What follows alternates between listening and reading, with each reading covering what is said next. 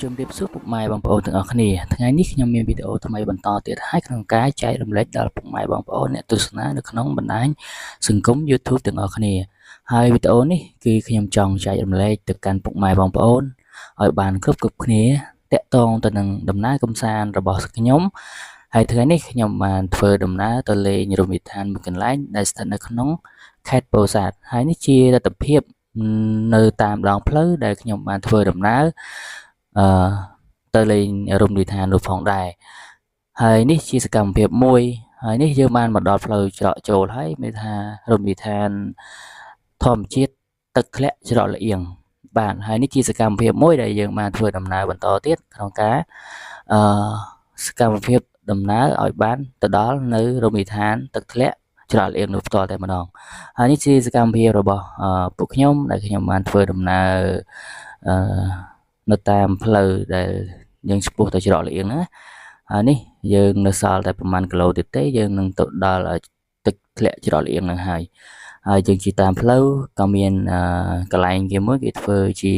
យន្តហោះស្ប៉ាតមិតដើម្បីជាការកំសាន្តផងដែរហើយនេះយើងបន្តដំណើរទៅមុខទៀតដើម្បីឈានទៅដល់ទីនោះផ្ទាល់តែម្ដង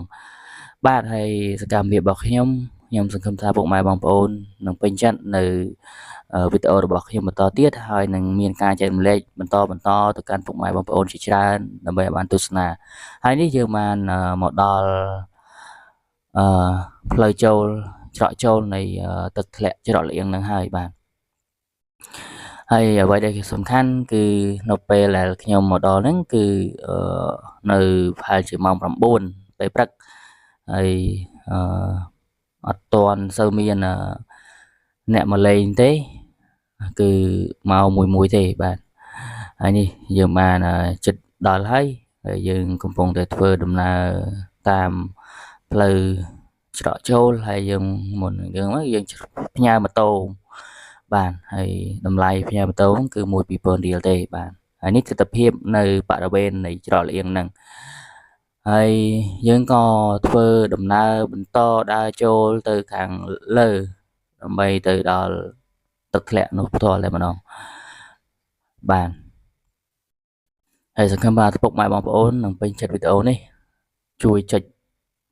Subscribe ឬក៏ Share Like ឲ្យម្នាក់មួយផងដើម្បីជាការលើកទឹកចិត្តដល់រូបខ្ញុំបានដើម្បីធ្វើវីដេអូថ្មីក្នុងការចែករំលែកដល់ពុកម៉ែបងប្អូនឲ្យបានទស្សនានៅទស្សនវិជ្ជានៃតំបន់រមណីយដ្ឋាននៅក្នុងប្រទេសកម្ពុជារបស់យើងផងដែរបាទហើយនេះជាផ្លូវចូលដែលឆ្ពោះទៅកាន់ទឹកធ្លាក់ច្រកលៀងបាទហើយពេលព្រឹកអត់សូវមានមនុស្សទេគាត់ថាសួរអ្នកលក់ទៅគាត់ថាប្រហែលជាម៉ោង10ទៅម៉ោង11 12អីហ្នឹងគឺសម្បូរអ្នកមកលេងច្រើនហើយខ្ញុំទៅហ្នឹងគឺខ្ញុំទៅថ្ងៃអាទិត្យណាមួយខ្ញុំរវល់មិនបានធ្វើវីដេអូភ្លាមទេគឺពេលនេះគឺតនេគឺយើងចាប់ផ្ដើមធ្វើវីដេអូហ្នឹងដើម្បីជាការចែករំលែកហើយនេះជាផែនទីសម្រាប់ទីតាំងនៃការដើរកម្សាន្តហើយនេះជាទស្សនវិជ្ជានៃទឹកធ្លាក់នៅផ្ទាល់តែម្ដងបាទដូចនេះខ្ញុំបានលើកឡើងថាខ្ញុំមកពេលព្រឹកអត់ទាន់មានភ្ញៀវទេសចរគាត់មកលេងទេគឺមានតែមួយទេហើយបន្តិចទៀតទៅបងប្អូននឹងឃើញការមកលេងកម្សាន្តរបស់បងប្អូនទេសចរនៅក្នុងស្រុករបស់យើងហើយយើងឃើញហើយបទិដ្ឋភាពពីកន្លែងមួយទៅកន្លែងមួយគឺស្រស់ស្អាតមែនទែនបាទហើយតកតងជាមួយនឹងការកម្មង់មហូបតកតងជាមួយកញ្ចុះកន្លែងអង្គុយលេងនេះគឺសមរម្យមែនទែនមិនថ្លៃទេសម្រាប់ក្នុងថ្ងៃចុងសប្តាហ៍ហ្នឹងបាទហើយនេះជាទស្សនវិជ្ជាមួយដែលខ្ញុំបានចែករំលែកទៅកាន់ពុកម៉ែបងប្អូនឲ្យបានឃើញនៅទស្សនវិជ្ជានៃ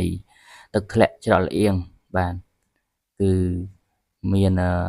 ទស្សនវិជ្ជាស្រស់ស្អាតមែនទែនអានេះយើងមកខែក្តៅបើសិនយើងមកខែត្រជាក់គឺត្រជាក់មែនទែនហ្មងបាទតែយើងចូលដល់ហ្នឹងគឺត្រជាក់មានអារម្មណ៍ថាស្រស់ស្រាយមែនទែនបាទហើយវីដេអូរបស់ខ្ញុំអត់មានអីច្រើនទេគ្រាន់តែថាអ្វីដែលសំខាន់ខ្ញុំធ្វើការចែករំលែកទៅកាន់ពុកម៉ែបងប្អូនឲ្យបានទស្សនាឲ្យបានស្គាល់ទីតាំងនេះផ្ទាល់តែម្ដងហើយសង្ឃឹមថាពុកម៉ែបងប្អូន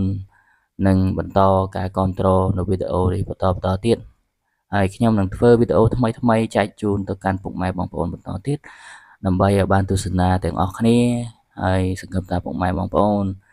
ពេញចិត្តជាមួយនឹងវីដេអូជាច្រើនរបស់ខ្ញុំក្នុងការចែករំលែកនឹងបាទហើយនេះទស្សនវិជ្ជាមនុស្សដែលគាត់មកលេងហើយបាទថ្ងៃត្រង់ហើយវីដេអូរបស់ខ្ញុំមានតែប៉ុណ្្នឹងទេខ្ញុំសូមអរគុណសូមជម្រាបលាទាំងអស់គ្នា